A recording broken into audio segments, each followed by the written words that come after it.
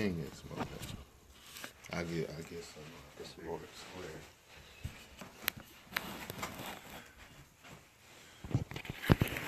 Can I have a seat?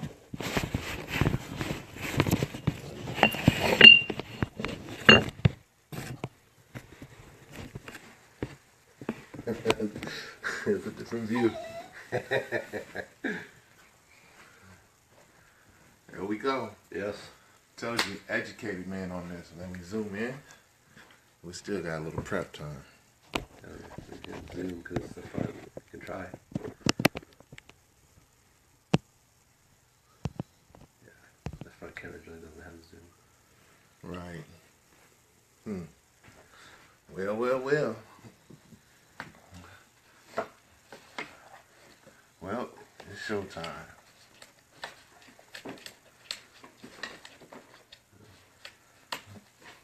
All right. I think we're live now. We're live? I think so. Oh, okay.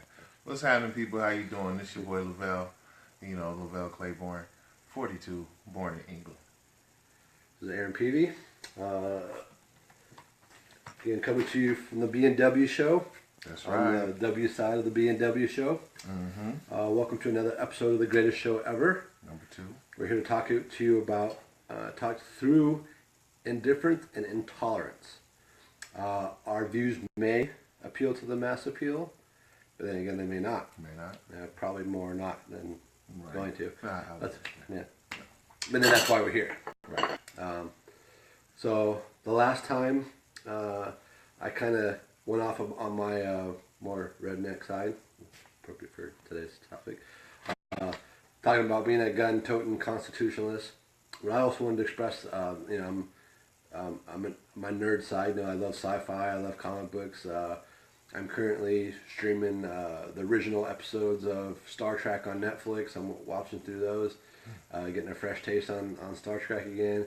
I have an extensive comic book collection. I love collecting comic books and collectibles and that kind of stuff. So that's just a little bit more about me. How many comic books you have? I have 2 big boxes about yay long. Comic books tall, and they're nearly completely full. Let's see. So that's a lot of comic books. That's a lot of comic I books. would say about a couple hundred. Probably 150 to 200. Yeah. I have a suitcase of some original comics. Yeah. I have about 267 comic books. Nice. Yes. Silver Surfers, West Coast Avengers. Those Silver Surfers. Yes. X Factor. Oh yeah. Yes. Back in the day. Yep. Yes. You gotta check out some of those. There's some important X Factors Wolverines that went out there. Yeah. All originals. Yes. Nice. Yes, sir. Nice. You know. So now, you also said something I wanted to talk about last week. Okay. Okay, so my wife had asked me, she said, we was going down the street, seen a truck with a flag on the back waving. So she had, is that against the flag code? So is that against the flag code? No, it's not. Okay. It's not. And you can tell because even though it's the back of a truck and they're using it as a glorification of the flag, which is fine. There's nothing wrong with glorification of the flag. Right.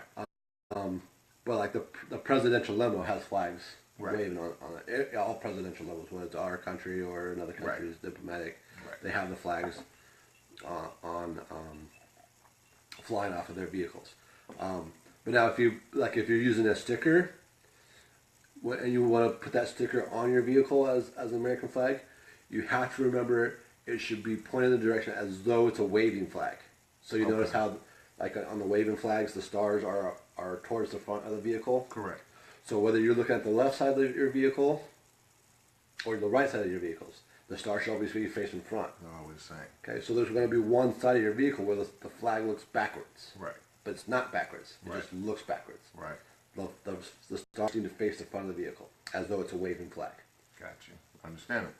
All right. So to continue on, we were talking about my lovely Browns.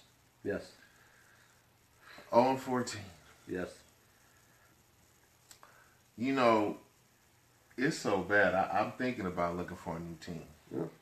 Won't be the Phillies though. No. No. I mean, looking for fans. I mean, like Bomani Jones said, I might get off that narcotic, you know. So I don't know. I just been such a long time. It's depressing, man, because when you solidify a date for a parade, that's not good to glorify, people. That's not good to glorify at all. You know, you don't need to look for a date to parade a perfect winless season. What are we celebrating?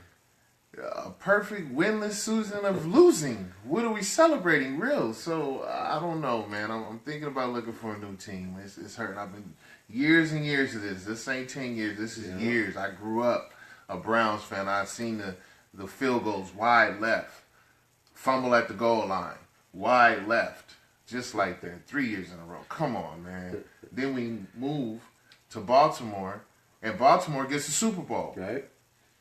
If that's not a jab in the heart, man. Now we have a winless season. We went through, what, 14 something quarterbacks. I'm hurt, man. I'm hurt. So I'm hurt. I don't know. I'm going to have to look for a new team, man. All right. Repeating the Detroit Lions. That's nothing to glorify. But we had a snow game. We did? We had Buffalo's had a snow game. That looked fun. Yeah. That looked fun. Yeah, it looked like they had a lot of fun. Won overtime. You won. It's always a nice feeling. Should have to won. win. Yeah. That's your terrain. You should have won. Exactly. You know, just like Broncos should always win when it gets rainy and cold and everything, but they don't. Right. You know, he should have won. You know, Yep. but although Osweiler looked pretty good Thursday night, so you know he was he all can right. play when he wants to. You know, some people have big nights. You know, other people have big names, big days. Yep. Like a big name, Yankees, Santos. Right. You know, he's no longer in Miami. He's in New York now, so you know, let's go to the Big Apple. you know, that's money though. You got to inhale $300 million contract. That's the Yankees can do it. That's some dinero. That's what they do every year. They do their best to buy those championships. Right. To buy them. Right. Sometimes it works for them, and 26 times it has worked for them. Right. Right. How many World Series have they been? 200 and some odd. So that's the number of times it hasn't worked for them. So. Well, yeah, that's I don't know. Say the odds are in their favor, but not necessarily. Well, you know, unless you look at what Miami's doing now, they're sort of going like the Houston Astros way. You know, just dump the payroll, start new with a whole bunch of draft picks and young guys, bring them up in the system, keep them together. You know, so see what happens from there for sure. Yep. You know, it's still going to be tough. So today's show, N-word. Yeah. The big topic. The big one. The big word that's a no-no in conversations, but is acceptable in many conversations. Can I say it? Yeah. Go ahead. You can say it. Nigger. What we're talking about. Right. Yeah. Not N-I-G-G-A, not yet, but N-I-G-G-E-R. You know, basically a little bit about this word, where it comes up, how people feel about the word. I myself, my man on my left here, AP, you know, a little history about it. So we're going to go ahead and enlighten the minds a little bit. Yeah. So I've been listening to a little Kendrick Lamar, and we'll come to that in a little bit. In one of his songs, he has a little epilogue of a word, N-E-G-U-S. Negus, okay. It's a Ethiopian term meaning royalty. So I'm sure along the lines during the slave trades, somebody got a hold of that name, didn't want it to float across the new world that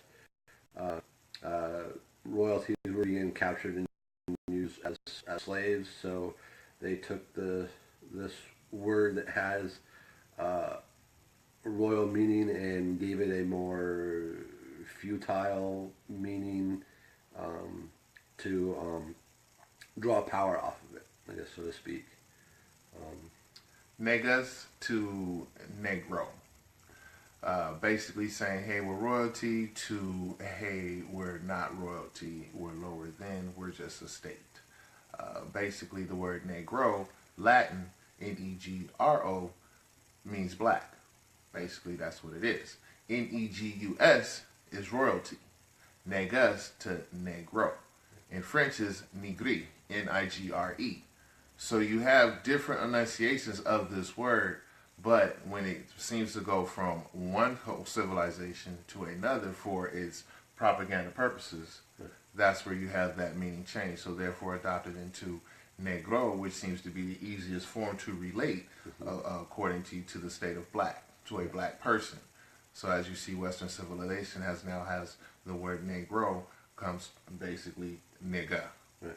Okay. And also have to remember those Mediterranean countries, whether it's Spain, Portugal, France, Italy, Greece, any of those countries along the Mediterranean borders there, they all speak of a form of Latin, whether it's French, Italian, Portuguese. You get all the words are very similar in their languages, whether they're pronounced a bit differently, but the word of black, Negroes, is very close and similar in each of those languages.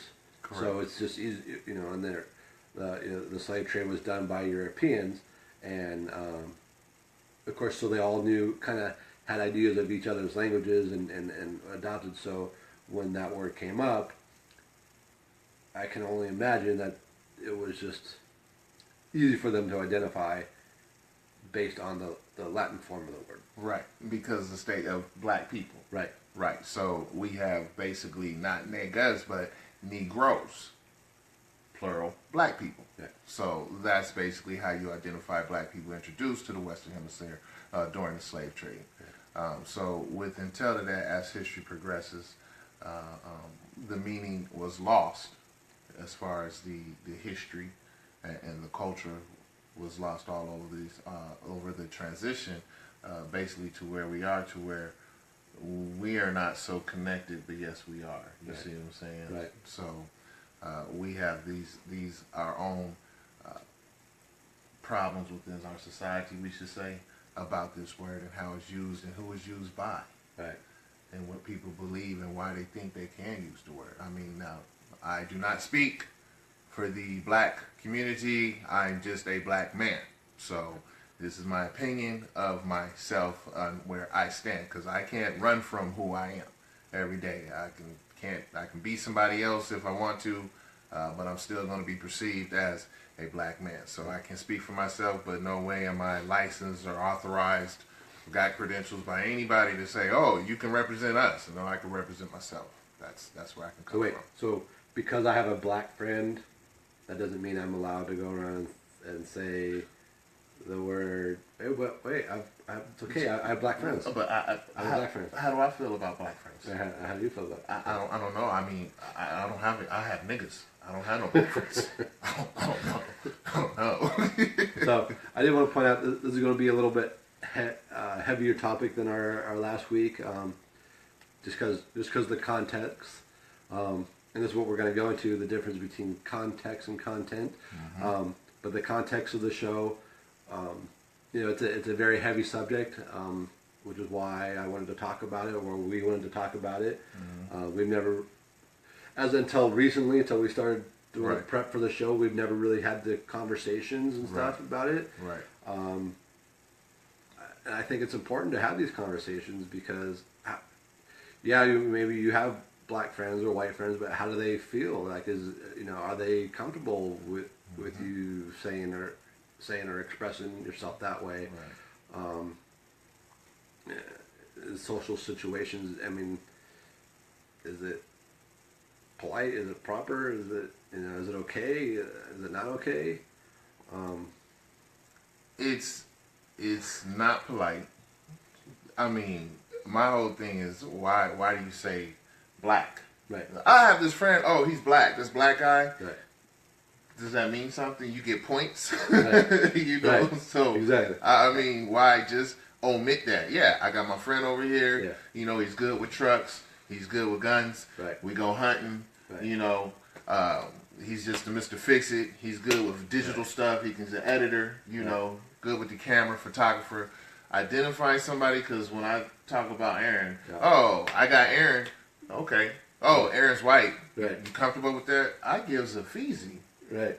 Gives a damn. Right. I got my boy AP. Okay, that's what we doing. All right. Nitty coming too, Yeah. Shout out to Nitty. Yeah. Sorry couldn't be here today, man. We know, we understand. You know. Yeah, and anytime I've had conversations, I've never addressed you and Nitty to anybody else as my Right. I got my black friend Right. Lavelle or my black friend. I don't unless it's important to the conversation. Like I'm sitting, if I have a conversation with other people and say, yeah, I'm talking to my friend Val, Right. and he happens to be black, which is important to the conversation. Right. Then I'll bring it up. But outside of that, it's like I'm with my friend Val and we're doing the show. Right. Da da da da da. Right. Like when I talk about the show, I say I'm with my friend Val. Right. It's the B&W show, the Right. black and white show. Right. So it's important to know that he's black and I'm white. Right. It's not two white guys talking about black and white issues. It's a black guy and a white guy. Right. Not that I like those terms either, black guy and white guy. It's just a couple of friends talking about this issue. You know, it's something, man. But like I said before, if you can't talk about these issues, what kind of friendship do you really have? Exactly. So as we do talk about it and this word itself, so I know you did have a couple questions. Yes. You Yes. wanted to know, so yes. go ahead. So we're going to do this kind of an interview style. I have questions from a white man to a black man. Right. Friend of a friend.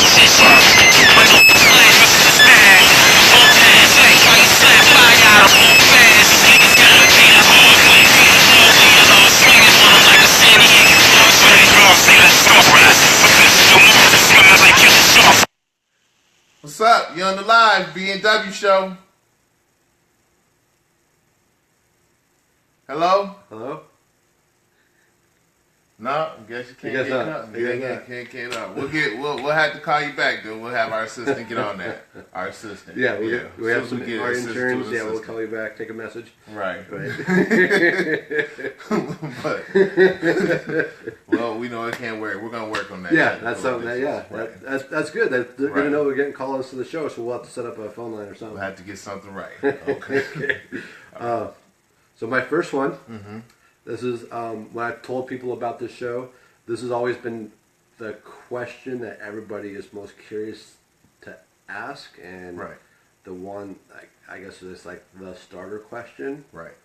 So why is it okay for black people to call each other nigger, but not for white people in response? You would have to basically say our history, really. When you think about it, it's our history, because us in the black community, some of us still have problems hearing that word ourselves. Mm-hmm. Okay, some of us do, some of us don't. A lot of us that's went through the struggle, through the rights, civil rights, to get to where we are from then to today, are not really accepting of that word being heard. No, and we identify that with each other as a plight of acceptance, yeah, but is it really a positive thing? Right. You know, so some think it's a lack of vocabulary. Some people just think that's the only form of communication they know, just because of basically where we are today. It's hip hop. You know, I mean that's what that word is part of our culture. It's part of who we are in a sense. But we're not lazy. Right. We're not ignorant. Right. So you really have to understand the meaning of the word and understand how it's used to the people. And then the hypocrisy is we take that word and we use it to each other as a sign of affection and endurance. So, you know, and we do say it within our household even now today. I have cats that still calling me that. You know, they say, oh, what's up, my nigga? You know, and I'm just like, peace. Now, that's not how I'm addressing her. What up? You know, I got cats, what up, though? You know, maybe that's a D-Town thing. I hear a lot of Detroit. Shout out to D-Town. Been there, beautiful city, cool cats. You know, they say, what up, though? Right. You know, maybe that's their new thing. Instead of saying that, they're identifying something like, what up, though? You know, Right. more positive, Sure. you know, more encouraging, more peaceful. Ups more up. Right. You know, ups on the ups. Now, you know, some people do perceive it. Some people just get ticked off. But I really think because it's just so widely accepted is because of our music and hip hop. Right. You know. So yeah, so that kind of goes into my next question.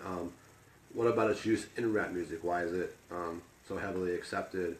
And then I had a follow up on that, which I had to do some research on, saying like I thought Eminem had said it a lot in his music lyrics, and you know, and why would he be given a pass? But in conversation with you, I actually did some research and listened to his music. So, and I couldn't find a song where he actually used the phrase. And actually, the one the one song I thought he did say it in was the difference between me and you, Dr. Dre. I thought he addressed Dre, in it, and so I actually listened to that song again, which is a great song.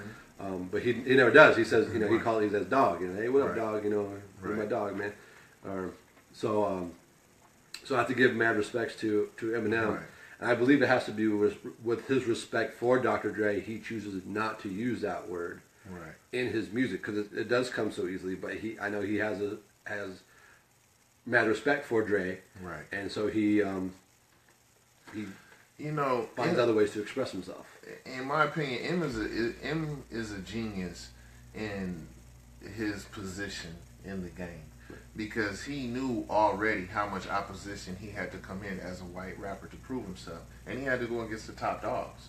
And he went against all top dogs. Sure. And he stood his own against the top dogs. Sure. So yeah, he's one of the top. And then to have it in front of him, but never come out, never react like that, never bow in, give in, that just shows you how top of the level he is. And then your vocabulary, once again.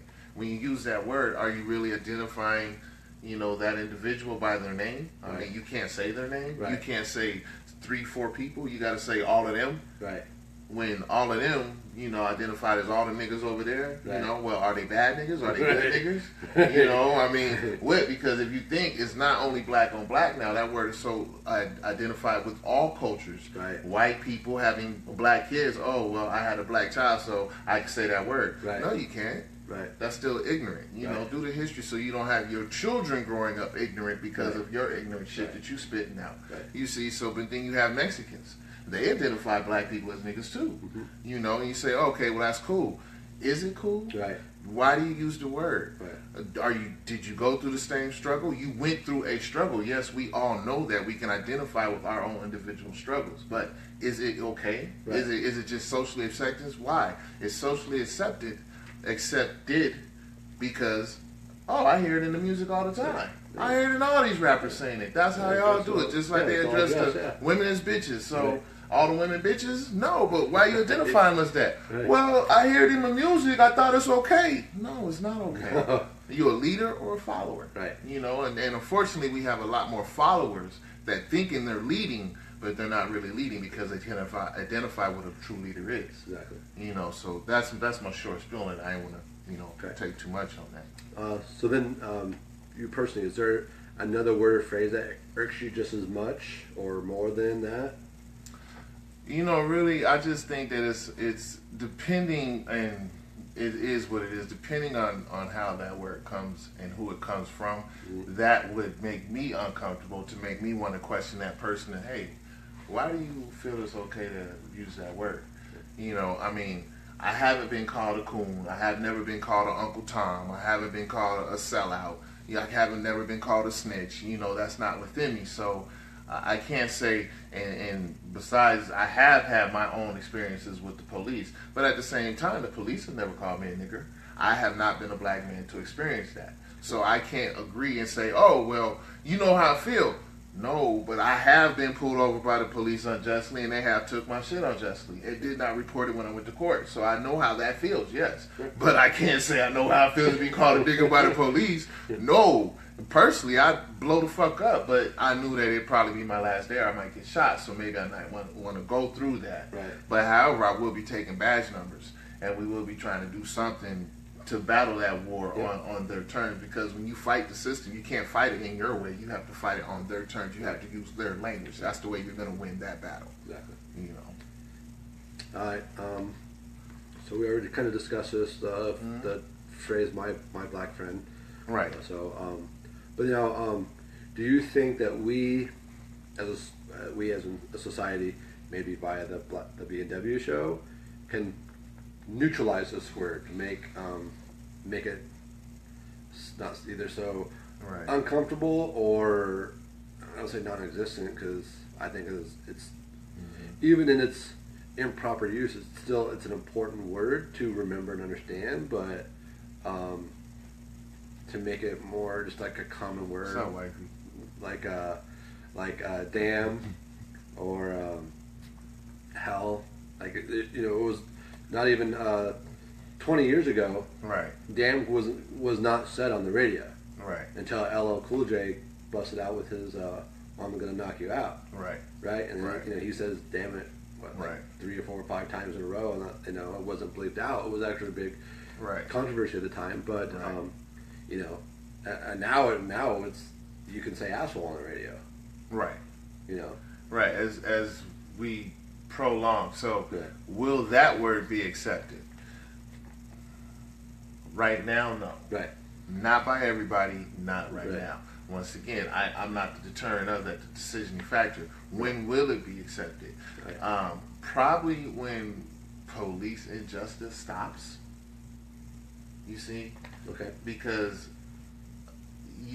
once again, the word is relating to classification in a sense. Okay. You see, so when you say or stop making us feel, in a sense, like we're Inferior. ostracized, Yeah, we're inferior. inferior, we ain't about shit, we doing what you want us to do. We sitting on the corner doing this, selling and doping. Okay, well, that's some people. That's how their economics work. Right. That's not how my economics works. Right. That's not how their economics works. Exactly. So when we get done with classification, which that's another thing in its own self, will then we be able to get past it? Yeah, we could, Right. because we'll all be equal. Okay. So this question here is one I'm curious about on my own personal level. Is there a word amongst the black community, again, I don't want black community, which is on the same degrading level as nigger for white people? Well, for the simple fact that I know in my household, we don't identify white people as crackers around the dinner table. I can't say that we are actually teaching and spilling white words to our children to grow up and say, oh, well, look at that honky over there, that cracker over there, that redneck over there. I'm not, I don't live in the South. I don't live in Alabama. I can't speak for how the verbiage is down there. Maybe they do address them like that. We're not back in the 40s, 30s, 50s, 60s, 70s where we got dogs still running up by the police everywhere we go. It still happens, Right. but on the majority spill, so we can't, I'm not spewed the word cracker. I'm not taught that's how I address that. I'm not, even in this world, we had the movement, Black Panthers. Oh, all white people are devils. No, they're not. My father did not teach me that all white people were devils. My father taught me that everybody's not of the same. And that doesn't have to stand for just white people. Right. Black people can fuck you over just as bad. You Sure. see what I'm saying? Sure. So, Uncle Tom. Yeah. I don't, my question would be, because I know of these words, how would they make a white person uncomfortable? Now, every white person is not as tough as you. Right. You see, For you sure. know, Yeah. we do know some soft ass, bougie ass motherfuckers where, you tell them that they're not applauding by daily life. They're going to be, I'm applaud. How could you say, so, it's the question, does a combination, is it just redneck? We were talking about hillbilly. Yeah. You told me hillbilly was something that bothers you. Yeah, You know? at the time, we had a discussion, and it for whatever reason, that one kind of Right. hit a nerve for whatever reason. So so as us, as what we can identify and know what these words are, truly what do they mean? Mm-hmm. I do not know the exact definition of which every word is. We can stereotype a redneck. Sure. We can stereotype the cracker, just a white man, where he come from. Was it because white people always eat crackers? That's why we call you crackers? Right. I don't know, probably want a cracker, Maybe we're white as crackers. something, but they got wheat crackers, they got Right. graham crackers, sugar Grits. crackers. Obviously, they didn't have grits I back like then, grits, so. The club crackers, the little buddy Rick. Right, now you have to be in the club to be cracker to get in the crackers club or something. I don't know, so. You do have some definitions for us. I do, yeah. So in the same context of we're talking about the history of the N word. This is some definitions of the HB word. So like terms like hillbilly, redneck, cracker, and even gringos. These terms were all derived from the Ulster Scots. Right. Now, what that is so in the United Kingdom, the Ulster is in Ireland. We all are familiar with Northern Ireland, Yes. right? So it's the most hated part of the United Kingdom because of how rebellious they are. Right. You know, the IRA and all that stuff. So the Ulster is that part of that region of the North Ireland. Right. So, and that what that is they have turned against or are against the Church of England, which is all Catholic. Right. Because, not to get into religion or politics and that kind of stuff, but it's a form of control. It was a form of control. So they wanted to be Presbyterian. And so there was many of the Scots that also turned against the Church of England. And so they moved themselves to Northern Ireland, or Ulster Island. And so between the two cultures, they became known as the Ulster Scots. Right. And then a lot of them migrated, again, to get away from the Church of England to the Americas. So the term hillbilly is actually a term, it comes from the Ozarks Appalachians area. Right. So a lot of Ulster Scots moved to that area, and they'd settle in that area. And when you were an Ulster Scot, it was you gave your support to King Williams because he was the Presbyterian king of England over the House of the Stuart, I believe. Okay. And so they were known as Billy Boys, right? And so because they lived in the hills and they were Billy Boys, they became hillbillies, right? So it's not necessarily, it was never really meant as a derogatory term until the pop culture turned in with the Hatfields and McCoys. So if you can imagine the Hatfields and McCoys, they're actually of that region, you know, and so they're hillbillies, but they're not it's not a hillbilly. So, So the hillbilly was considered not just lower than a working man. Right. Right. That was actually just a group of people. Right. Right. And then next there's also the term redneck. So again, these were Scots that refused the Church of England and fled to Ulster, which is Northern Ireland. As a show of support, they would sign garments in their own blood, and they would wear them around their necks. Right. To show, you know, we're so badass, you know, we'll put our own blood around our necks. So it then became slang that these Ulster Scots were rednecks. So, and many of their descendants settled in the southern part of the Americas at the time because it was really secluded, you know. Right. I mean, you had to be, at that time, a tough son of a bitch to live in that area because there wasn't a lot of, you know, it wasn't New York, it wasn't Boston. Swampland. Right, it was Thickets. Yeah, it was really Forests, trees. desolate away from, you know, so you had to be a tough son of a bitch to live in those areas, and nobody's tougher than Scotch Irish. So they said the rednecks was like the Green Berets of the white people. Pretty much. Okay. Pretty much. Okay. And actually, on top of that, so the next term is cracker. Actually, it comes from, so you're talking about crackers. Right. It's actually a Gaelic term, from Gaelic is the native tongue of Ireland. Right. It comes from a term called craic, C-R-A-I-C. See, so we just taught y'all some Gaelic. Yep. Actually, it means to talk or to bolster. So essentially, when you would talk about being part of the Presbyterian Church and against the Church of England, they called you a cracker. He was a cracker. Because you're cracking against the church. Ah. And then finally, this is the one that kind of brings it all together, to go against with the Latinos, gringo. Yeah, gringo. Yeah. Yeah. So this originated during the Mexican-American War. Right. In from 1846 to 1848.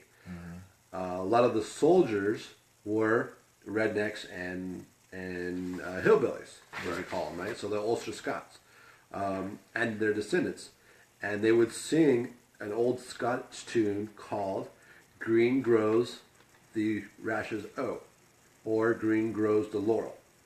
So a lot of the Mexican soldiers refer to the Yankee soldiers as grows. Right. So the green grows, and it just gringos. Just evolved. Right. Evolution of the word. Yeah. Just like nigga. Right. Message. Man. Now that's something. So we didn't take it from the evolution of basically some terms. Yep. Not a word, but some terms. Yep. A little bit about history, about how's it go down. So if we were to flip that, now we are talking about all these terms: redneck, gringo, cracker. Now there's white trailer trash. I mean, Sure. what I want to ask you: does any of that make you offensive? What makes you offensive? Is it in the context that is coming at you? Yeah, or? of course. Well, I think in the term white trailer trash would be an offensive term anyway, just because you're using the word trash. Right. You know, and that in itself was designed to be an offensive word. Right. Even if I just said, I turned it and said black trailer trash. You Right. know, it's, you know. Doesn't Right. really roll off Right. the tongue. Right. You know, they be like, that's the record just stopped. Like, what you say? Right. You need to try a new word. Just try a new word. Right. But a lot of white folk cling to their hillbilly and redneck ways. Mm-hmm. You know, a lot of country albums will talk about being rednecks, or Mm-hmm. you know, one of my favorite, Hank Williams Jr. Mm-hmm. Country Boy Can't Survive. Mm-hmm. And there he has a city boy that he allows to refer to him as hillbilly. He doesn't take offense to it because he knows that hillbillies, the Ulster Scots, were tough son of bitches, and so that's how he took it. Right. I'm a tough son of a bitch because if you haven't heard that song, Right. you know, talk about growing his own food and making his own wine and living off the land. He's Right. off the grid. He doesn't need to live in this. He doesn't live in the city because he doesn't need to live in the city. Right. He lives where he wants to live because he can. Mm-hmm. So, so that's how a lot of people take the term, but that's when they're applying it to themselves. Right. So that's context or content, but now content. So if I was just walking down the street and a group of people, anybody, whatever they're, black, white, Mexican, whatever, say, "Hey, fucking redneck, off my side of the street," I'm going to take offense to that because they're coming at me, right? They're using it as in a derogatory term, Right. So Right. So it has to be derogatory. of course, Right. In a sense, you taking it as right. Any of those terms. Exactly, Right, because right. it's setting you up. Right. So I understand it. Now, what in the environment? What environment makes you uncomfortable? Have you been uncomfortable in a particular environment before when it's not with white people, or if it is with white people? But since we are talking about other races and stuff, Sure. I mean, Sure. So. I actually have to say, the first time I met Nitty. Okay. So I've never been around a lot of black people. It just wasn't my. It just never came up, right? So let's give people now a little shot. Now Nitty's one of my boys. I met him and introduced him to Aaron. Now Nitty's in the music game. Yep. Also in the film game. He's part of Brooklyn. So he's a writer, film producer, screenwriter. Man got mad skills. Yeah, he's one of my best friends now too. Right, musically inclined. So that's my boy Nitty. Now we're taking you back to the first time I introduced these two together. Yep. Now I'm a particular type of black man. Nitty's a different type of black man. Aaron's a particular type of white man. There's a different type of white man. As we all know, we are all not the same, even though we all may be part of one race. Okay, so go ahead and continue. Okay. So when you brought me and you introduced me to him, it was at the it used to be that game place inside Mills Mall. Oh, okay, gameplay. No, game GameWorks. GameWorks. Yeah. So we met up at the bar up there, Right. and I wasn't sure at first, just based on looks. Right. I was like, I'm not sure about this guy. I was like, you know, but you know, I was like, you know, Velle's hooking us up, Oh, and you know, there's right. you're talking about an opportunity and stuff. So, you know, so all I did I wanted to minimize the opportunity, or minimize my nervousness. So I did what I do naturally. I told a joke. I told it straight to him. I told him a joke. I was like, Right. and it was something I was been working on, as a stand up bit. Mm-hmm. So I just went up to him, I was like, man, I went to the bathroom the other day, the men's bathroom the other day, and I swore I smelled nachos. And I wasn't sure if I was supposed to go, nachos, or like, oh, what the fuck am I smelling? Maybe I'm in the bathroom. Am I supposed to be smelling nachos? And he's like, yeah, he was in the middle of a conversation with you guys, and he's like, wait a minute. He started to roll. He had to think about He that. did. He started rolling. He's like, all right. I'm like, all right. This guy's cool. This guy's cool. Right. So, you know, he's like, you stupid, man. Right. And so from that point, I was like, all right, we're good, you know? Right. Okay. So that was just only three of us. Yeah. No, There was there was us three, and then I think might have been somebody else. okay. I don't remember who it was at the time. Or was it Tony? It might have been Tony. Was it? It might have been. Okay. Because we were talking about. That wasn't a large group of people. No, though. yeah, it was. Right. Yeah.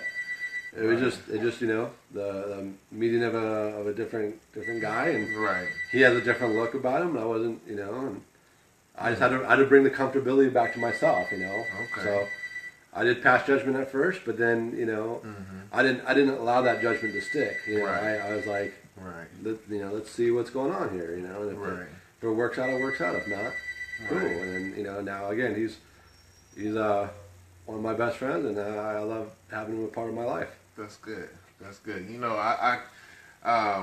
father was in the military. Yes. So I'm a military brat. So as far as experiencing, you know, insulting words and labels and going through that, coming through that, as far as segregation and different stereotypes in the military, is sort of blended. So Right. those are different things I didn't experience until I got back to America. Sure. First time I was called a Negro was when I was in Spain. We was in a field trip.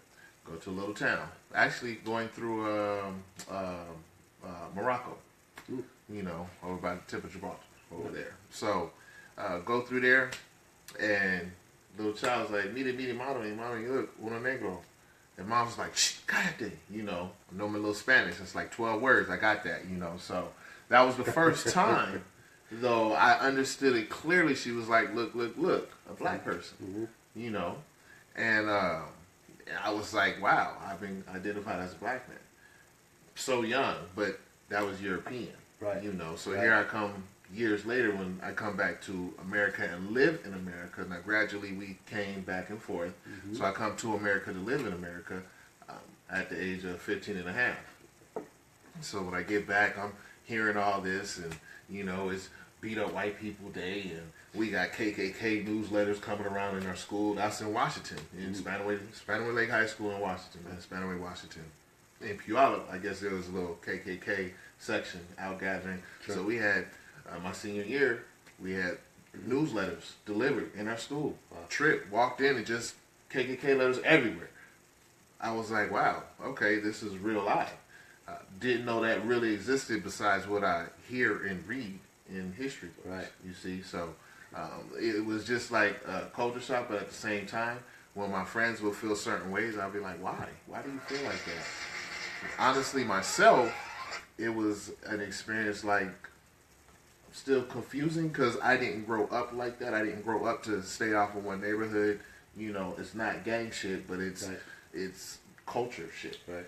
You know, this clique and that clique. And I grew up with friends that was black and Korean, black and white, you know, white, black, Guamanian, all natures, you know. So it's definitely it's a culture shock.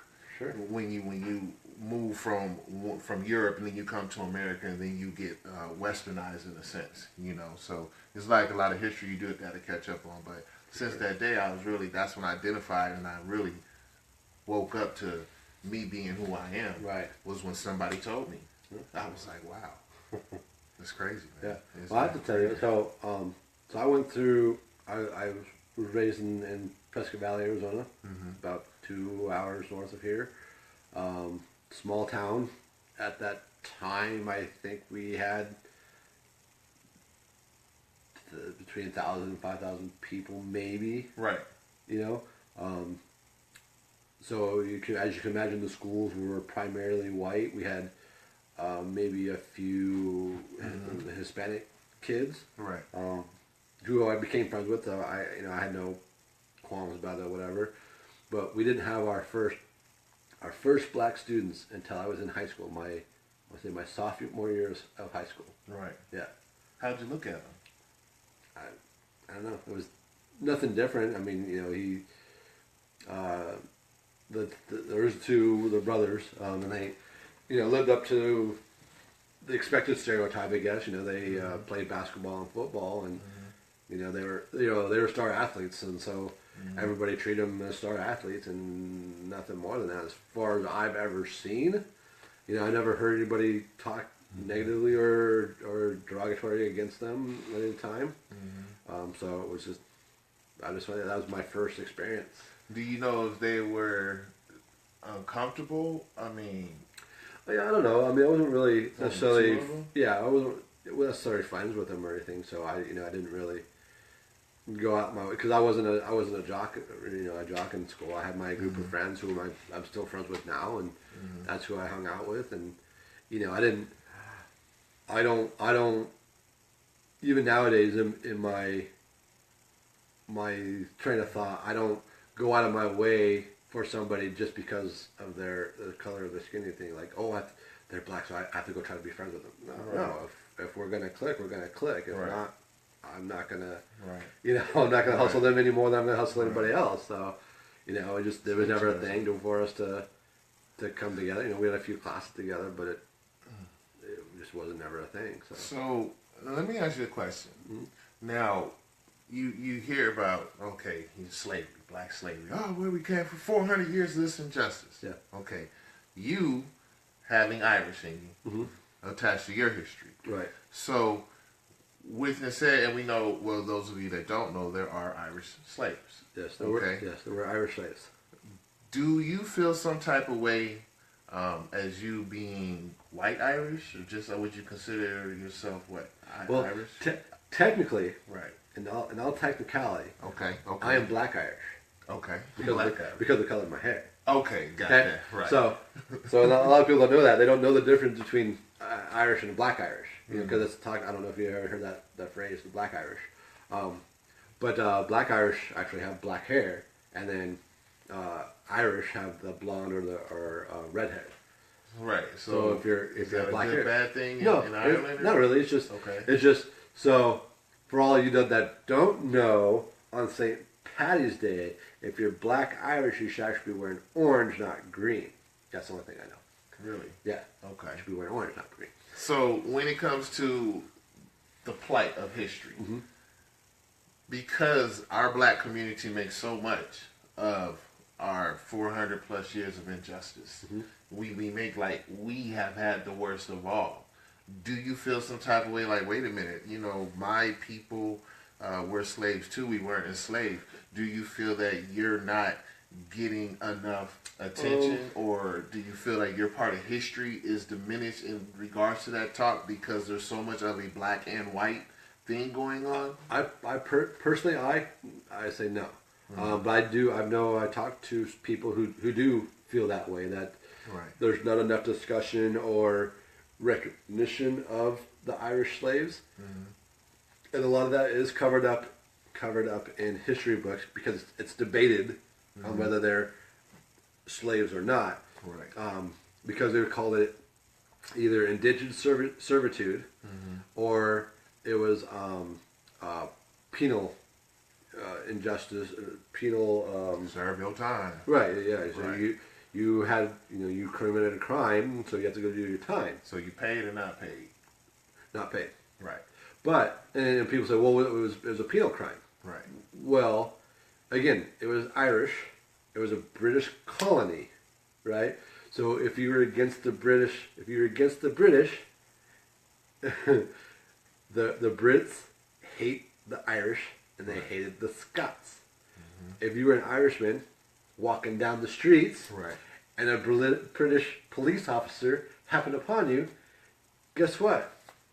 You're committing a crime because you're walking down the street as an Irishman. Right. So guess what? You're now, you're being arrested for being an Irishman or someplace where you don't belong, and we're sending you to the penal colonies. So you feel a particular way about British people? I personally, I've known many of British people, and I don't personally have any difference at the time, but it's just a matter of I remember no history to where I know at that time, because times are different. It's all about the times. Again, it's content and context. At that time, the British were trying to conquer the Scots. They were trying to conquer the Welsh. They were trying to conquer the Irish. And anytime they couldn't do that, anytime they couldn't do that, they arrest them, or they go to war. It's something about and even still to this day, there's conflict between.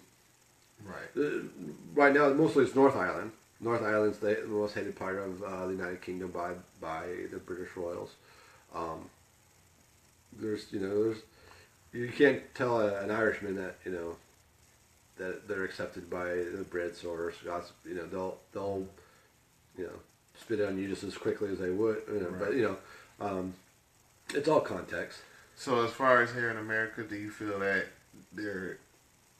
that is an argument to say being discriminated against? Are Irish really suggested being discriminated against because they're so closely in relation to the white community? Versus the black community. Well, during the time of slavery, so the Irish had outside of either being an Irish slave or not being a slave, they actually had just as hard time, because either A, you were going to be a slave as well, or if you're not and you were a free Irishman, no one was going to hire you because you're Irish. Right. They wouldn't hire you to wipe their ass. Right. So you had trouble finding work. So you'd have to make it on your own, and that's why a lot of them went into these more desolate areas of the United States and made it on their own, because that was the only way they were going to survive. Got you. Okay. So, it just certain things when we're talking about injustice, as which we know, one thing is there's always this thing about black and white, but other cultures and their plights, tend to get diminished in a sense. Right. Is it not because that community is not voicing what's happening loud enough, or they don't have the right fighters? No. In the game, in a sense.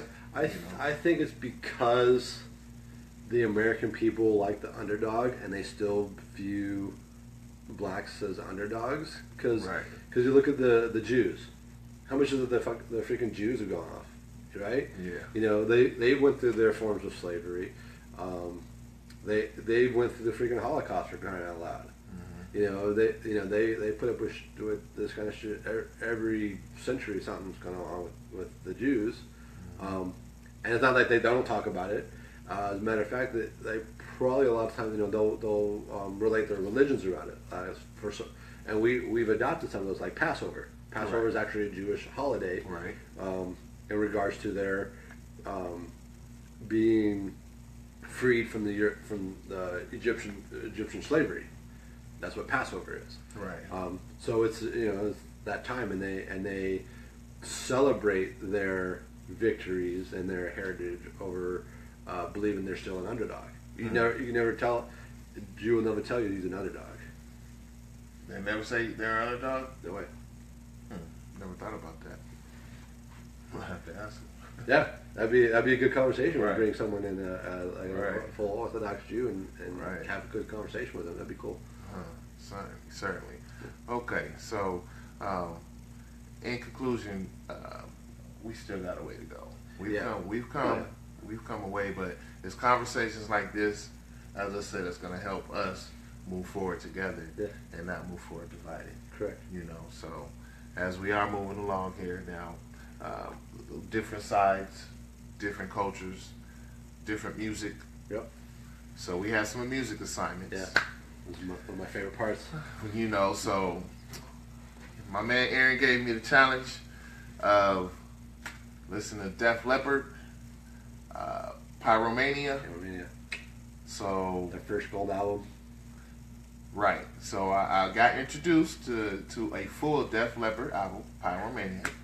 And what I have to say was some things I did notice that was different. You know, like one thing we was talking about how rock music has not a bass line or anything, but it comes in with the drums. The drums is a heart, but if you don't have a good string player, oh yeah, your song really ain't doing too good. Mm-hmm. You know, so one thing I did want to know though was how important is lyrics? Is the voice? Is the singer?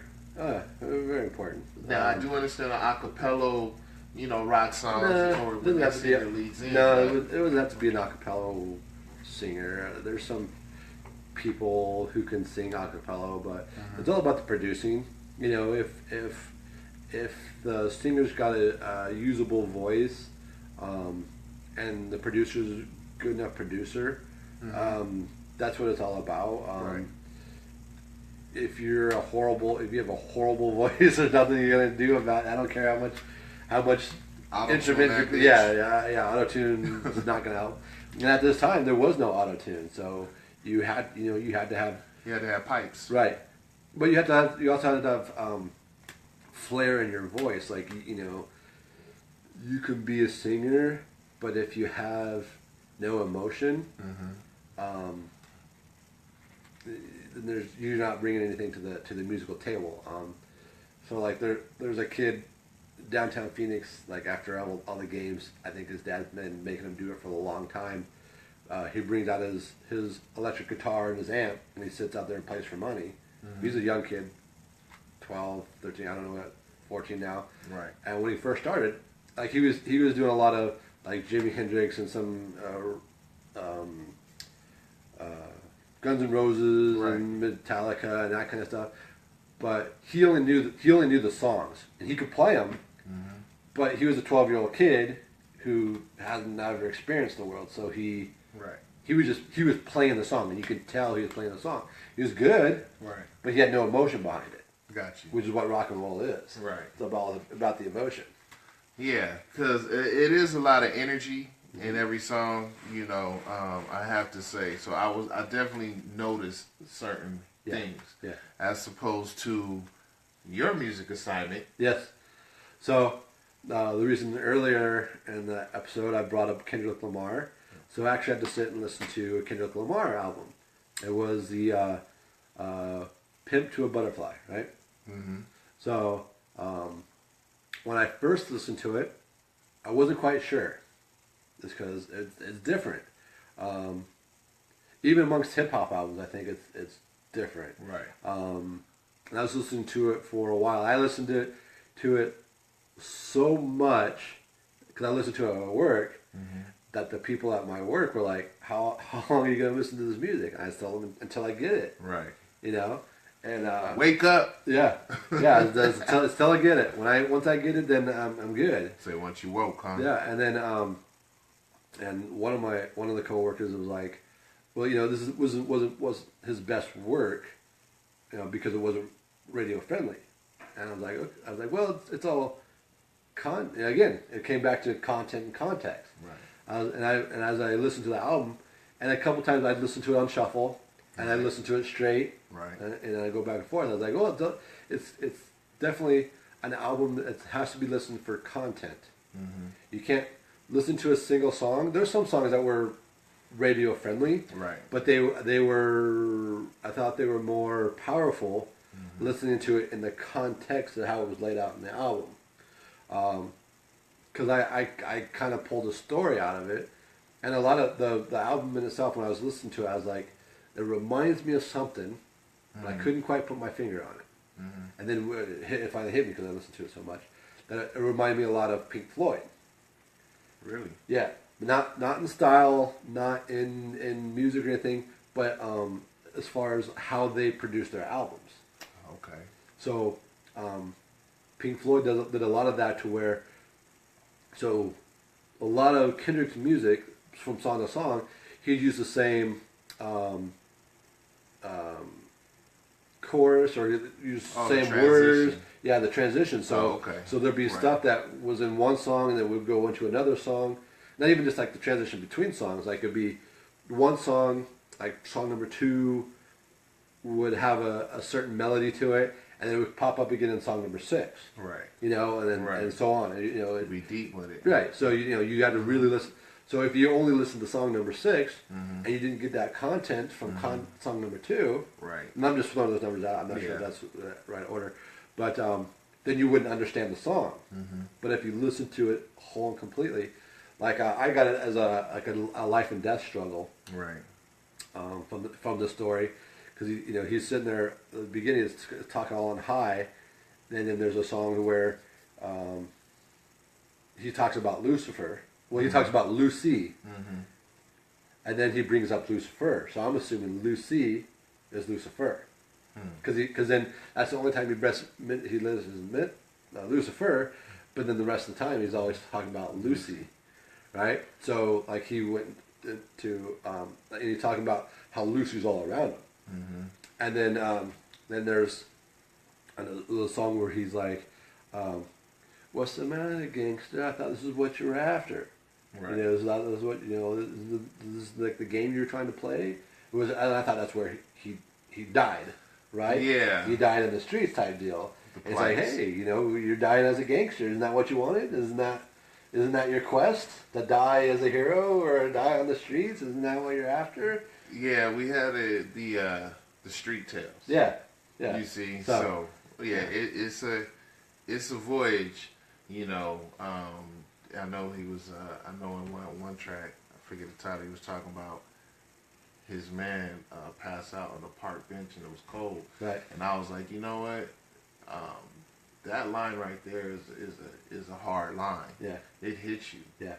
And that's the one thing with Kendrick is that he has a lot of lines that really get into your mind, like how you gonna let a conscious nigga do conscious albums. Right. You see what I'm saying? Right. And you let me in the club. I'm not even part of y'all club, and y'all let me in the club. Right. Now watch the hell out. I'm about to wake all you guys up. I'm about to put you guys on blast. Right. I'm coming in here as my own. You let me in here to the meeting. Oh, that y'all gonna let me speak. Right. Everybody in here get to speak. So that's the one thing. And I just chose Kendrick because the representation. He's a new artist from the conscious side. Just like Chance, I still got to listen to all the Chance stuff. I'm still, trying to get through Chance the Rapper stuff. But Young Brother, they on different coasts went through their own plights and perils, and they're doing their thing. Yeah, actually, one of my favorite lines from the from Kendrick's album, I think it was Dre that actually spoke it, because he was talking to Dre, and Dre said, when you remember when you came over to my house and you said you liked it, he said this is what you wanted. It's easy to get here. Right. It's hard to keep it. Yes, sir.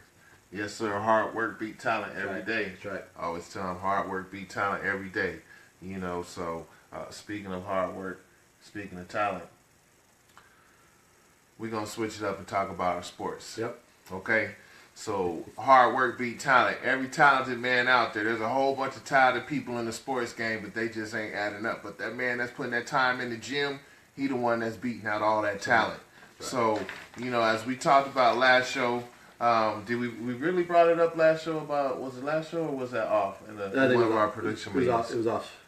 Okay. So in our meeting we was talking about, some of our favorites because we got to reminiscing on the glory days with our teams and players and the old league versus the new league. The new league, in a sense, the NFL then got changed up its ways. A lot of these hits that are hits. Yep. Really don't deserve flags and suspensions. It's a contact game, so that's how it be. But we got our own top, secondaries or defense. Yeah. We went with defense first. Right, yeah, we'll do secondaries first. So a lot of the conversation was about fantasy football. Yeah. Fantasy football is offense-oriented. Right. So we wanted to highlight the second side of the ball, Right. you know, and we were going to break it down. Who our fantasy defense would be based on. First, we're talking secondaries. Right. And then the next show we're gonna do middle or linebackers. Linebackers. And we'll then do the front seven. Right. The linemen and the linebackers, AFC and NFC as Right. well. Excuse me. Right. So we're gonna do an AFC side, NFC side, and of course we're gonna do our honorable mentions with Browns and Bills. That's right. That's right. So right now, my honorable mention that I have for the Browns. Okay. I just want to. Yeah. The reason why was the first man I seen make a play for the Cleveland Browns was Webster Slaughter. Okay. That was my receiver position. Right.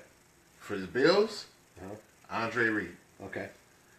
I was a receiver by heart, drawn to it. Okay. And like I told you about Art Monk, Right. Art Monk, Right. Webster Slaughter, you got Michael Jackson, Right.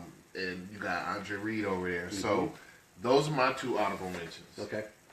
Well, I'm sticking with the in the secondary. Okay. So my honorable mention for the Browns is I picked out Frank Minenfield.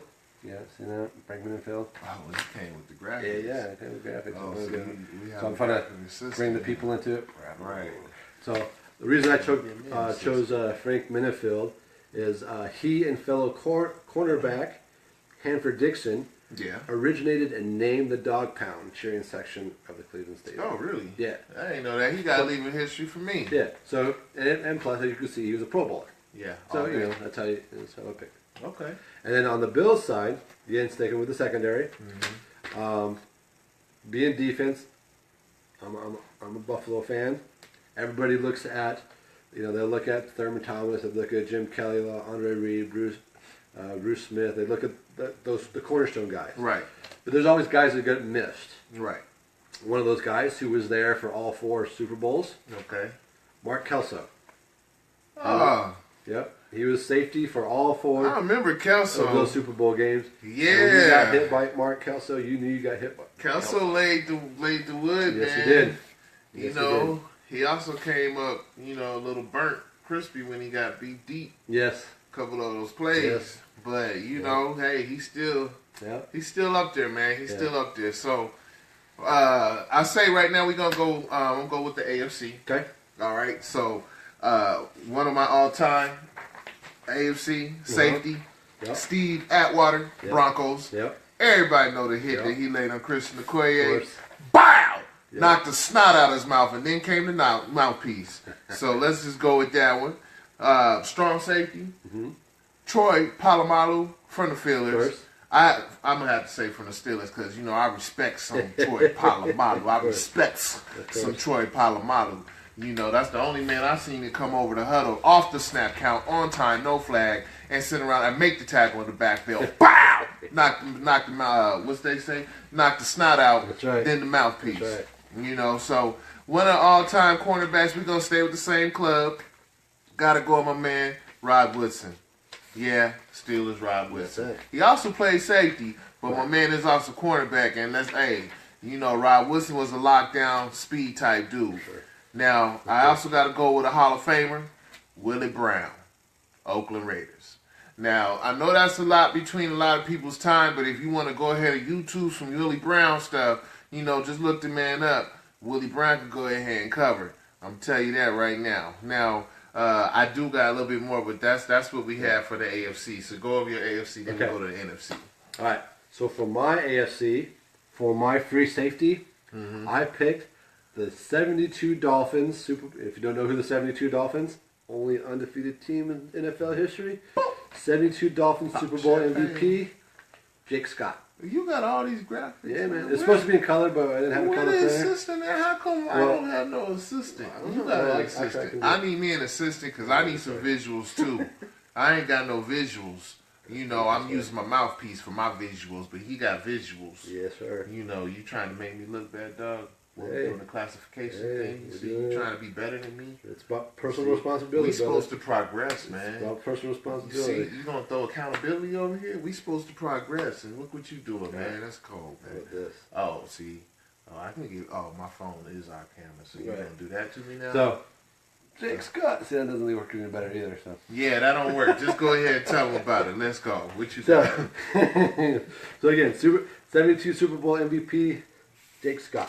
And then for my strong safety, Okay. I don't know if he's Hall of Famer yet. He should be. Who you got? He is ranked one of the top safeties NFL all time. He's played against greats 4 times a year. Mm-hmm. Against Marcus Allen, Bo Jackson, Christian Okoye, and Kurt Warner. Not Kurt Warner, the quarterback, but this is back when Seattle was in the AFC because the NFL was doing some transition. So it was Kurt Warner, the C-U-R-T, Kurt Warner, Right. running back for the Seattle Seahawks. Yep. I lived in Washington at the time. He was a beast. He was a beast. at the Yep. time. So I picked up on Dennis Smith. Dennis Smith Ah. was the man. Okay. He could hit you. He Yeah. laid those guys out. He could keep up with those guys. Yeah. Um, Yeah, it was a cover, man. Yeah.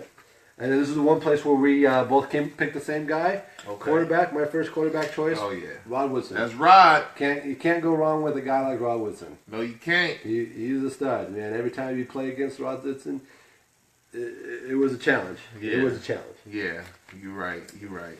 So, is that you got one more I quarterback, right? got 2 more actually. Oh, okay. Because I got 2 quarterbacks on my reserve quarterback. Oh, yeah. I gotta give you Yeah, the reserve. you did your Okay. reserve quarterback. Got you. So got you. my second quarterback, I went a little bit more modern this time.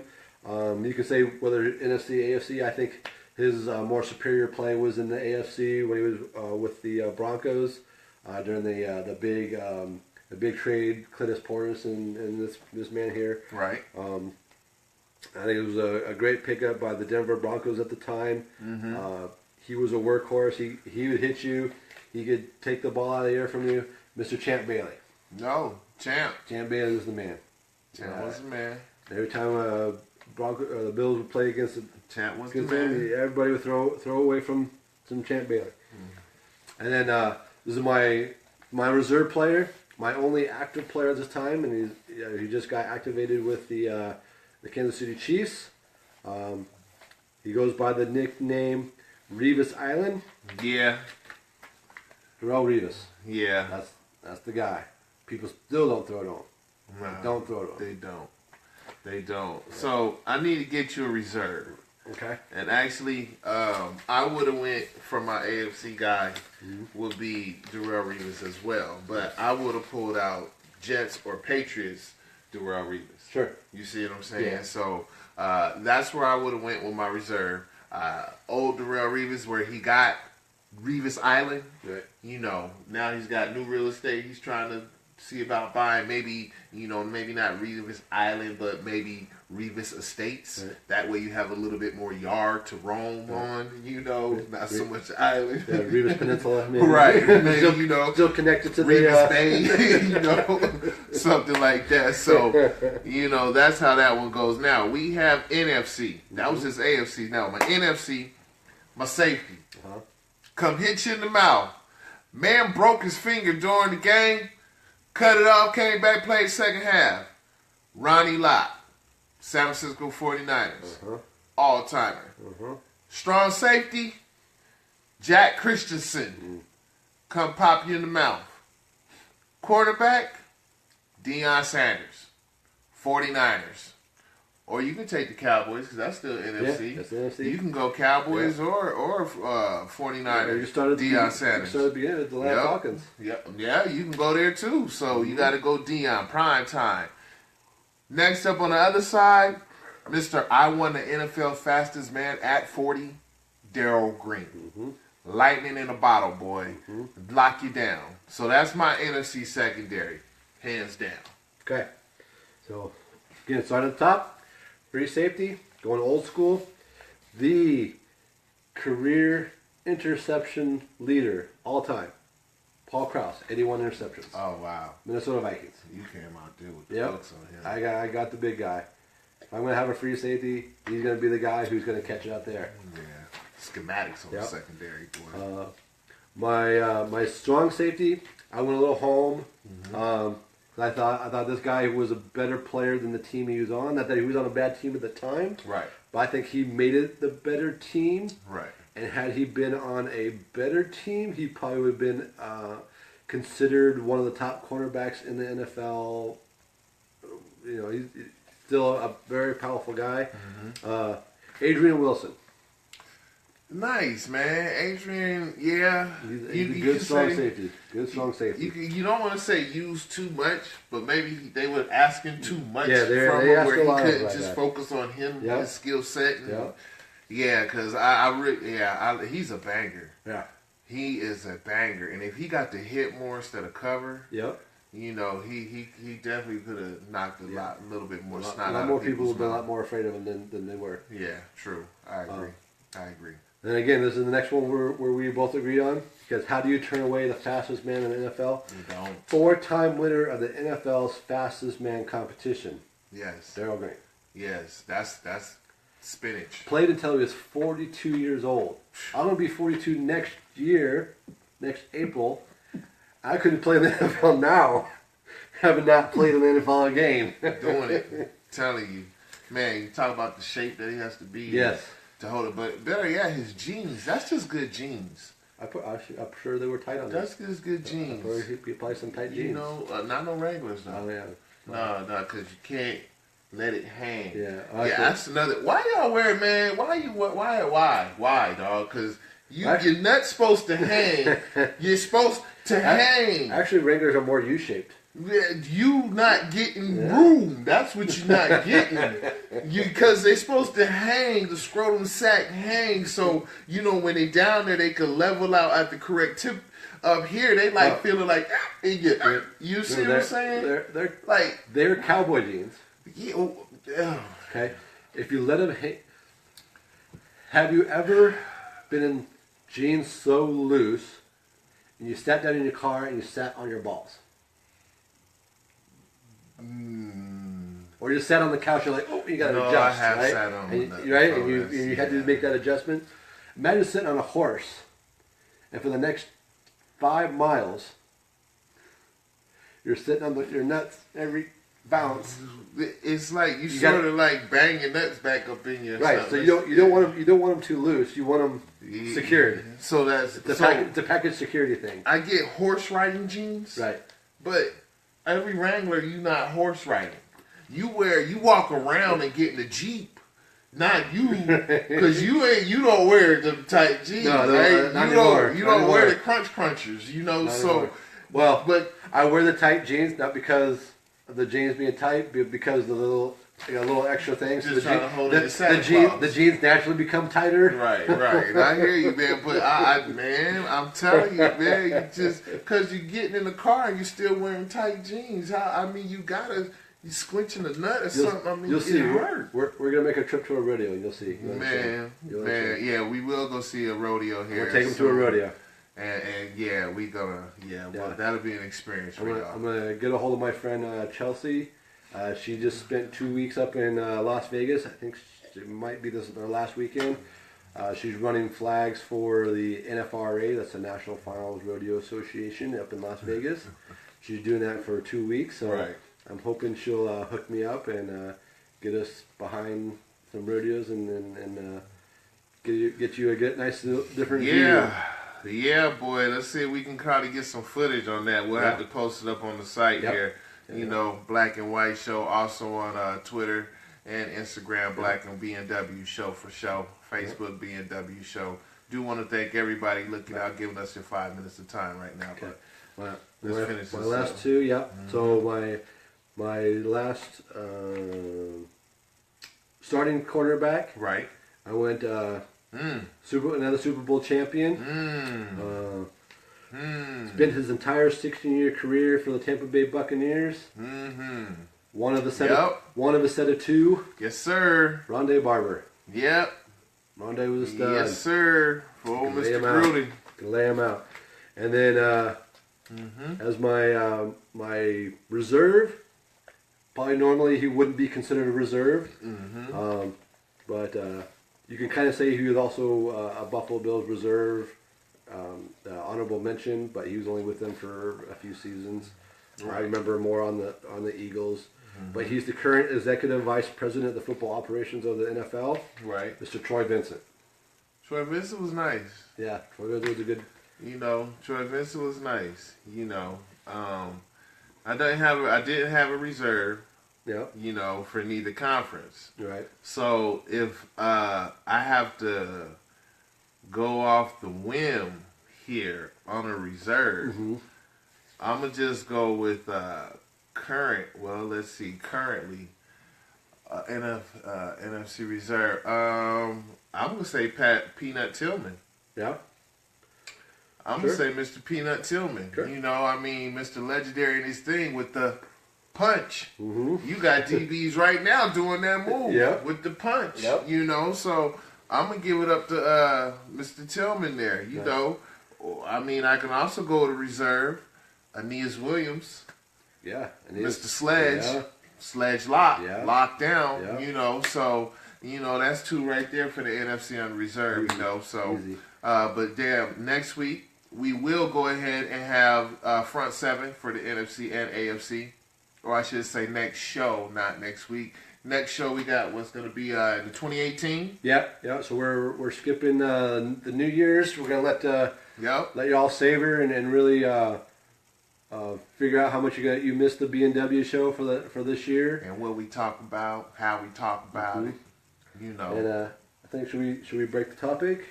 Let's let them marinate a little Okay. bit. Okay. We'll let them marinate on that Let one. them chew on that. Yeah, a little but while. for this weekend though, we do have a couple things to keep tuned on. Like for instance, today we got two games. NFL, they're gonna be popping off, coming at 2:30 Arizona time. That's gonna be Detroit versus the Bears, and then we got the Chargers versus the Chiefs. All right, so that's gonna be on NFL Network today. I need the Chiefs to win that one. Yeah, they should. I need the Chargers to back off a little bit. Yeah, man, but the Chargers defense is stout, dog. I know. For real. Chargers defense is stout. And last time they had 5 sacks. I know, but they're Alex Smith. They're kind of currently in my way for wild card. Yeah, but you way wild back. We talking, you still working with Peterson wild. Yeah. You way wild. I don't think everybody gonna lose for you to get there. I know. I mean, I know. you need a lot more snow games. We need the Ravens to lose. Right. Yeah, I don't know about that, man, But then again, Cleveland could play a stinker for somebody. Yeah, Right. Yeah. Yeah, we still wishing on that one. Maybe we can make more of those Pop Warner moves and just throw it up in the air. We'll see what happens, man. But definitely, shout outs, man. Definitely give us your replies, your reviews. Appreciate everybody giving us their 5 minutes today. Much love to the Face fam. That's the Facebook fam. We couldn't get the other one, so I ain't even going to say the other one no more. Yeah. So I'm going to just say Face fam, Our new hashtag. Our hashtag is the B&W show. Yep. All one word. Yep. Actually, it looks like the band show. Yeah. Our band W show, but it's the B&W show. BNW show. So. That's actually our hashtag. We started it. Right. Nobody else is on it, so Right. hashtag Right. the B&W show. Right. And So then, definitely. we got breakfast courtesy of Bobcat Royal Productions. Location courtesy of Valley Boy Productions. And of course, there's always our Brooklyn Productions coming at us. So appreciate everybody there. Shout out to wifey, Miss Monique Claiborne. Yeah, baby, love you. Just wanted to give you what's up. How you doing? Love you. See you soon. I know I couldn't get that in there, put that in there last week. Definitely got it for sure. But most def, y'all holler back with us. Y'all take it light. Love y'all. Peace.